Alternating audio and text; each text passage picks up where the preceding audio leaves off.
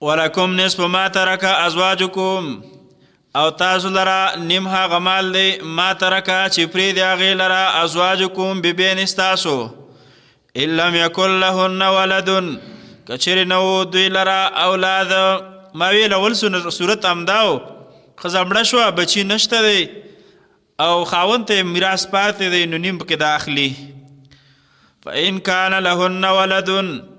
پس که و دی لره اولاد دا کومه ښځه چې مړه شوې ده اولاد یې شته نو فلکم الربع بس تاسو لره څلورمه برخه ده مما ترکنا د هغه نه چې دوی پرېښی من بعد وصیت یوصین بها پس د وصیت پوره کولو نه چې وصیت وکړي او دین او پس د ادا کولو د قرض نه. ولهن الربع مما ترکتم د زنانه متعلق هم دا دوه صورتونه چې مړه شوې وه یا اولاد و یا نو. که اولاد نه و نو خاوند نیم وړه که اولاد و نو څلورمه یې وړه. اوس خاوند وفات شو بل صورت دی. ولهن الربع او دې ښځو لره او دوی لره څلورمه برخه ده مما ترکتم د هغه نه چې تاسو پرېښي ان لم یکن لکم ولد که نه و تاسو لره اولاد سړی مړ شو اولادونه نشته او ښځه پاتې ده نو څلورمه حصه ده اخلي. فان کان لکم ولد پس که و تاسو دپاره اولاد فلهن الثمن پس دوی لره اتمه برخه ده مما ترکتم د هغه نه چې تاسو پرېښی من بعد وصیت پس د وصیت نه چې کړی توصون بها چې تاسو وصیت کړی په هغې سره او دینن او پس د ادا کولو د قرضونو نه. و ان کان رجل او که و یو سړی یورثو چې میراث ترې یوړل کېده کلالتن میراثي و او امرأتن یا ښځه میراثي وه وله اخون خپل خور رور او زوی او لور داسې څوک نه لري پکار ده دپاره چې دی د هغه د مور نه چې کوم رور دی هغه شته دی یا خور شته نو د دوی حکم دا دی وله اخون او دوی لره ورور وي او اختون یا خور وي کوم وي اخیافي وي چې د مور نه وي د پلار نه وي. فلکل واحد منهما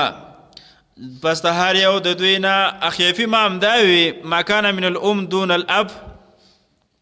مور نه شریک وي د دې د مور نه شوی وي خو د مور بیا د بل پلار سره نکاح کړي نه جدا شوې ده اخیافي وي ده د مور نه وي د پلار نه وي. فلکل واحد منهما نو هر یو د دوی نه السدسو د دوی دپاره شپږمه حصه ده. فان کانو پس که دوی و اکثر من ذلک زیات د دې نه فهم شرکاو فی الثلث پس دوی شریکان دي په درېمه برخه کې ثلث دا درېمه شریکه ده من بعد وصیت پس د پوره کولو د وصیت نه یوصی بها چې وصیت وشي په هغه باندې او دینن یا پس د ادا کولو د قرض نه غیر مضار شی نه ضرر رسونکي چاله ضرر مه ورکوئ. وصیتنا په وصیت کې وصیت کوئ تاسو یا د وصیت کولو وخت دی نو داسې مه کوئ چې تاسو ظلم وکړئ زیاتی وکړئ. غیر مضار شی نه ضرر رسونکي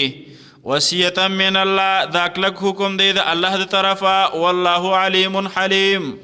او الله تعالی چې دی پوهه دی او صبرناک ذات دی. الله ستاسو د حالاتو نه هغه خبردار دی او الله ته علم دی په دې باندې نو څوک به هم دا ظلم نه کوي ځکه تلک حدود الله دغه دی پولې د دین د الله ومن یطع الله او څوک چې تابعداري وکړي د الله و رسوله د رسول د هغه یدخله دننه به کړي د لره جناتن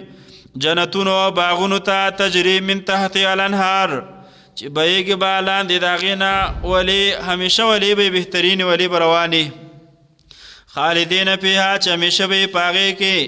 وذلک الفوز العظیم او دا د کامیابي ډېره لویه بهترینه کامیابي ده چې د الله د حدودو نه څوک وانه وړي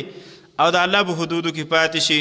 الله د عمل کولو توفیق راکړه. الله مونږ ټول ستا په کتاب پوهېږي.